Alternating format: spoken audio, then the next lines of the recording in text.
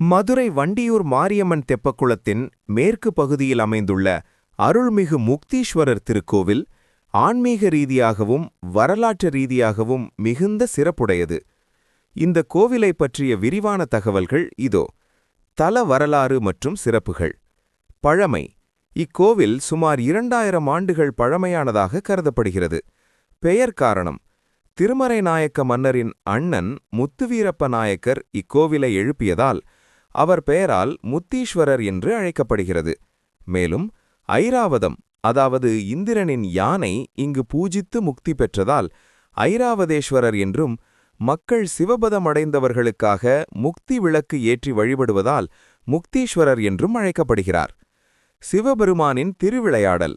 சிவனின் 64 திருவிளையாடல்களில் 2வது திருவிளையாடலான யானைக்கு முக்தியளித்தது இங்குதான் நடைபெற்றது.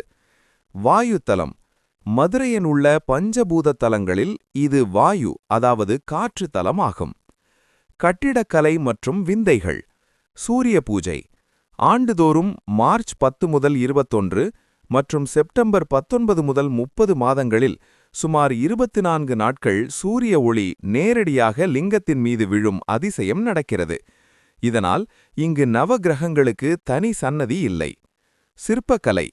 கோவிலின் தூண்களில் சிவபெருமானின் திருவிளையாடல்கள் அழகாக செதுக்கப்பட்டுள்ளன. குறிப்பாக கையில் வீணை ஏந்திய வீணா தாட்சிணாமூர்த்தி மற்றும் பிரம்மா, விஷ்ணு, சிவன் மூவரும் இணைந்த ஏகபாத திரிமூர்த்தி சிலைகள் இங்கு மிகவும் விசேஷமானவை. தரிசனம். ஒரே இடத்தில் நின்றபடி சுவாமியையும், அதாவது முக்தீஸ்வரரையும், அம்பாளையும், அதாவது மரகதவல்லியையும் தரிசனம் செய்யும் வகையில் கருவறை அமைப்பு உள்ளது. வண்டியூர் மாரியம்மன் தெப்பக்குளம். இந்த கோவிலுக்கு அருகிலேயே அமைந்துள்ள தெப்பக்குளம் தமிழகத்தின் மிகப்பெரிய குளங்களில் ஒன்றாகும்.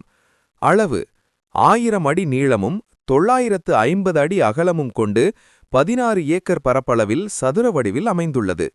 உருவாக்கம். 1645இல் மன்னர் திருமலை நாயக்கர் தனது அரண்மனை கட்டுவதற்காக இங்கிருந்து மண் எடுத்தார். அந்த பள்ளத்தையே பின்னாளில் தெப்பக்குளமாக மாற்றினார். மத்திய மண்டபம். குளத்தின் நடுவே மைய மண்டபம், அதாவது வசந்த மண்டபம் அமைந்துள்ளது.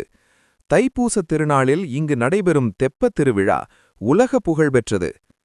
இந்த கோவிலின் தரிசன நேரம் அல்லது அங்கு நடைபெறும் விசேஷ பூஜைகள் பற்றி தெரிந்து கொள்ள விரும்புகிறீர்களா?